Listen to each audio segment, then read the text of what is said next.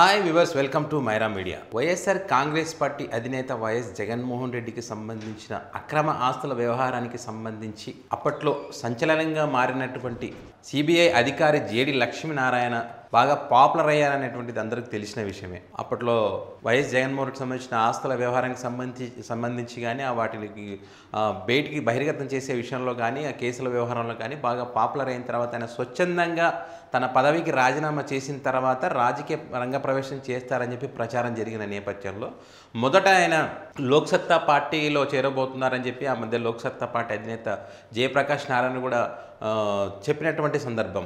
కొన్ని రోజుల తర్వాత లేదు మళ్ళీ జనసేన పార్టీలో చేరబోతున్నారని చెప్పి కొన్ని రోజులు ప్రచారం సాగింది.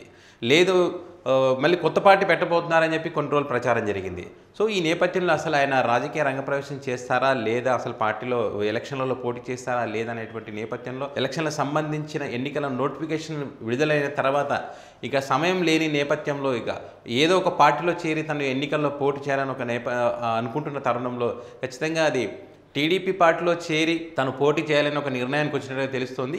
ఈ నేపథ్యంలోనే టీడీపీ మంత్రి గంటా శ్రీనివాసరావు ఆయనతో కూర్చోవడం, చర్చలు జరపడం, భీమిలి నుంచి పోటీ చేయాలని చెప్పి చెప్పడం. ఆయన మరి ఆ భీమిలి నుంచి పోటీ చేస్తారా లేక ఇప్పుడు, ఎందుకంటే గతంలోనే ఇక్కడ నుంచి నారా చంద్రబాబు నాయుడు తనయుడు నారా లోకేష్ భీమిలి నుంచి పోటీ చేయిస్తారని చెప్పి ప్రచారం జరిగింది. ప్రచారం జరిగిన నేపథ్యంలో మరి అక్కడ నుంచి పోటీ చేస్తారా లేకపోతే ఇంకో చోట ఇక్కడ నుంచి ప్లాన్ చేస్తారా అనేటువంటిది తేలాల్సి ఉంది.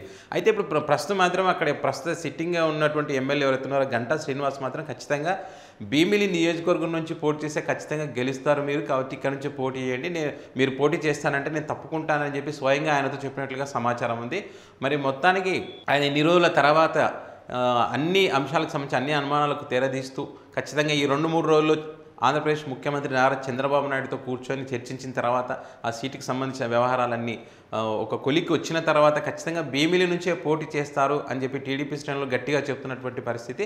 మరి చూద్దాం, ఎందుకంటే అప్పట్లో ఒక సంచలనం వైఎస్ జగన్మోహన్ రెడ్డికి సంబంధించి కేసుల వ్యవహారం విషయంలో టీడీపీకి అనుకూలంగా వ్యవహరించారని చెప్పి అప్పుడు ప్రచారం జరిగింది. ఇప్పుడు టీడీపీ పార్టీ నుంచి పోటీ చేస్తున్న నేపథ్యంలో మరి ఎలా ఉండబోతుంది, మరి ఆయన భీమిలి నుంచి గెలుస్తాడా, మరి వైసీపీ నుంచి ఇప్పటికే అక్కడ అవంతి శ్రీనివాస్ పోటీ చేసిన నేపథ్యంలో నువ్వా నేనా అన్నట్టుగా పోటీ ఉండబోతుందా, లేకపోతే అవంతి శ్రీనివాస్ను దెబ్బ కొట్టడానికే ఇదంతా చేస్తున్నారనేటువంటిది రానున్న ఎన్నికలు తేలింది.